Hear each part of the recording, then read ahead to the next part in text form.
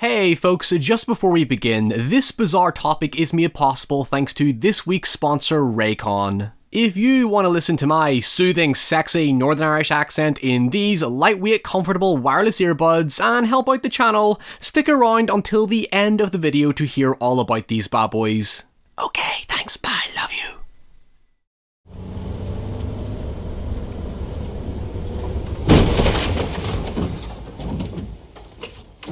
It struck me like lightning from a clear sky.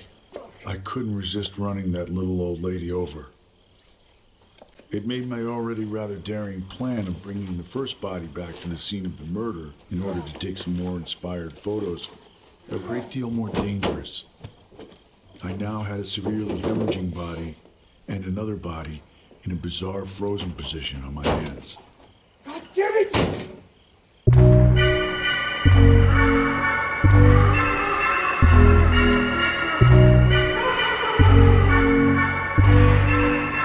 So, how do I describe a Lars von Trier film? Existential, political, biblical, artsy-fartsy, depressing as all hell, he's the guy who cut Willem Dafoe's dick off. Look, the point is, there are a lot of ways you can go about discussing a Lars von Trier film. Now, admittedly, I'm not the most seasoned von Trier fan to know his work extensively well, but from what I have seen, you can tell there is a deeply thoughtful and personal vision for each of his films that tap into incredibly dark and vulnerable places that it's easy to feel somewhat intimidated by his films. I mean, I certainly am. I think that's because they're deliberately inaccessible by design due to his whole Dog Me 95 philosophy, which was basically a movement conceived around the idea of purifying filmmaking back to its most primitive form, untouched by production gimmicks and editing, so that the story and performances took center stage. Yet, good luck finding any filmmaker who will completely commit to the rules, because not only was it near impossible to pull off for a commercial audience, but directors commonly have way too big an ego to not credit themselves. Anyway, after a 5-year hiatus following his unofficial Depression trilogy, and having been banned from the Cannes Film Festival for some unfavourable Nazi comments that were meant to be a joke, von Trier returned with The House That Jack Built, a psychological horror about a sadistic serial killer, which premiered to a polarised reception with audiences either booing and walking out, or giving von Trier a 10-minute standing ovation. Yet, while Cannes typically tends to be hyperbolic about these things, this response is pretty appropriate to understanding how depraved and indirectly genius it is. Well, that's exactly what I thought. But I didn't have the strength to change it.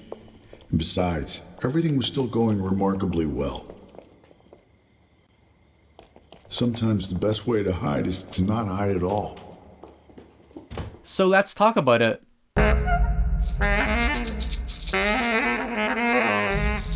I guess a good way to describe The House That Jack Built is to imagine giving a serial killer 2.5 hours to gush over how great they are. It's Ted Bundy's cinematic wet dream, you could say, a sort of arbitrarily long TED talk from a serial killer called Jack, who tries to justify his murders as contemporary artistic masterpieces in the hopes of buying his way into heaven. The film is a character study delivered in non-chronological order, where Jack retells 5 random incidents from his killing spree during the 70s and 80s, and provides an in-depth analysis of his artistic intent with each murder that explore his childhood upbringing, interests, and psychology. In between this, Jack is continually scrutinised by the ancient Roman poet Virgil, who guides him through hell and purgatory, which for the more literary folk out there will draw immediate parallels to Dante's Inferno from the 14th century 3-part epic poem Divine Comedy, where Dante himself is led through hell and purgatory by Virgil. That's because The House That Jack Built uses Inferno as a metatext to critique itself and Jack's philosophy for his murders. However, I see the heist that Jack built in a much simpler context, not as a serious, violent, introspective horror movie, but as a meticulous dark comedy that satirizes the auteur theory, the premise that the director is the sole author of their work and dismisses the inherent collaborative process of filmmaking. Nobody wants to help! In a sense, what the film aims to do is challenge the pretension of art. That being, does the artist really have an intelligent, profound point to make, or are they just talking out their ass and trying to add meaning and value to the inconsequential shit that they produce? I mean, you could even apply this to me analysing movies and whether my attempts to add meaning are merely to justify something as so much more than it ultimately is. And that's exactly what the heist that Jack built does. It lampoons this idea of attributing meaning to art through the ubiquitous cliched perspective of a killer seeing their murders as art. Don't the police officers in your story seem exceptionally naive? Is that the point? No. But here it comes. The point, that is. I can hardly wait. So here's the thing, I could sit and go through my typical breakdown analysis of Jack's history lessons and his own psychoanalysis, yet all of this subtext is already explained by Jack, so there's little for me to add.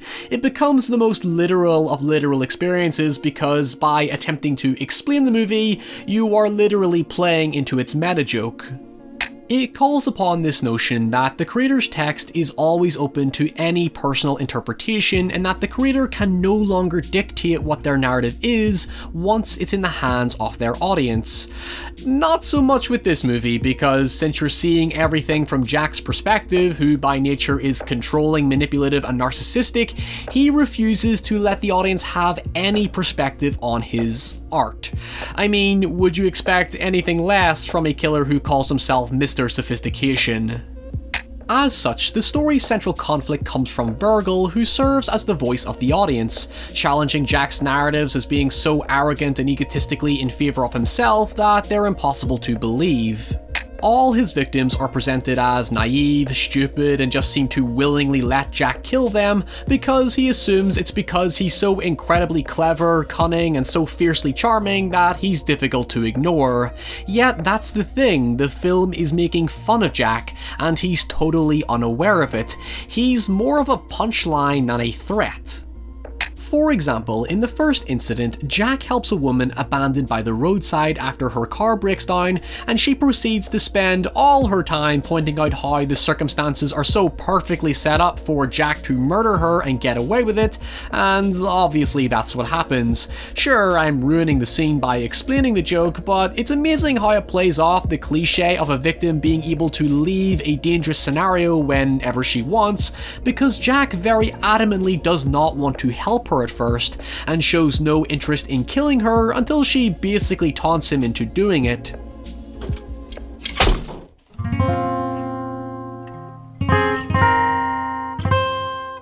Clearly, this is not actually how things played out, but Jack embellishes the story to make it look like she was encouraging him to give into temptation.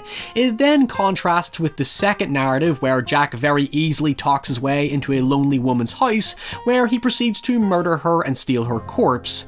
And this cleverly constructed manipulation in his eyes turns into a punchline about Jack's problematic OCD, where he continually runs back into the house to look for bloodstains to clean up as the cops approach in the distance. Side note, as someone with OCD, it actually captures that feeling perfectly, adding a relatably sympathetic quality to an otherwise very nasty scene where Jack makes it sound as if he has been a troubled hero this entire time. Of course, you want him to get caught because he's an absolute monster, but the tension is reversed in favour of him because his OCD nearly gets him caught, only for Virgil to point out how the cop who eventually questions him is presented as a clueless idiot as well. As a tax-paying citizen, it's someone who's fully aware of my constitutional rights. What? As the film goes along, I do think its runtime hinders the efficiency of its jokes, but again, it's deliberate to the long-winded, overindulgent nature of Jack as an artist. The film does get progressively provocative with scenes involving children being brutally murdered on screen, and animal cruelty which was so bad that PETA decided to defend the film for its supposedly accurate portrayal of psychological disorders stemming from childhood animal abuse. Now, I obviously cannot show this because I like having a job on YouTube, but I'm not exaggerating when I say it's astonishing how uncompromising the film gets, and yet plays it off so casually and even comedically, because again, from Jack's perspective, it's just another day in his life as a troubled, talented artist without any empathy. In fact, one of the later incidents becomes about Jack wanting greater recognition for his art because he's an unknown serial killer, culminating in his attempt at a magnum opus where he spends most of his time trying to find the right bullet for his rifle after his victim corrects him. That is not full metal ammunition, sir. I'm a military man, and I know, sir.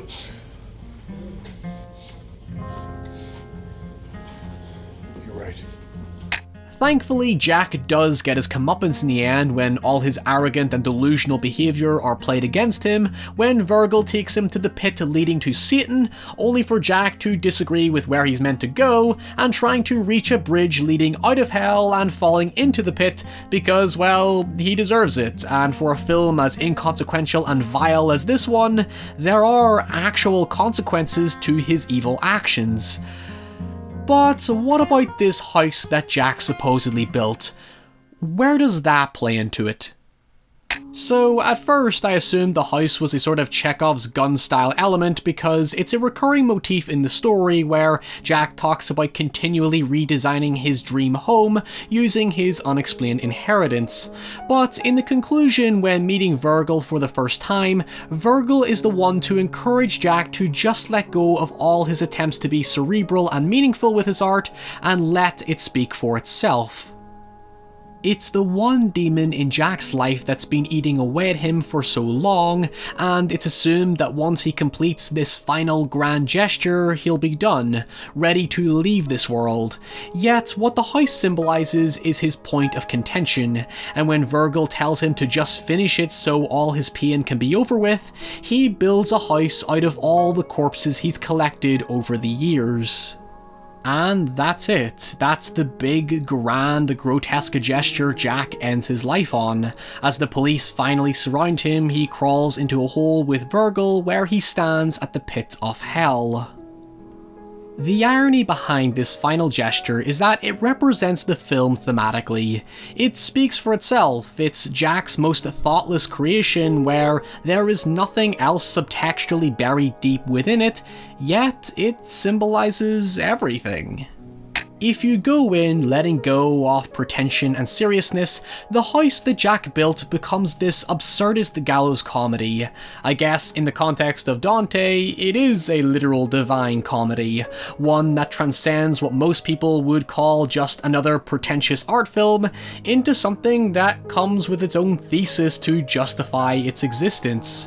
While Jack sees himself as a uniquely troubled soul looking to make a statement about the world to express his feelings, the artistic bubble he ends up trapped in is his own undoing, because at the end of it all, he is nothing more than, well, what most people would call just another pretentious artist.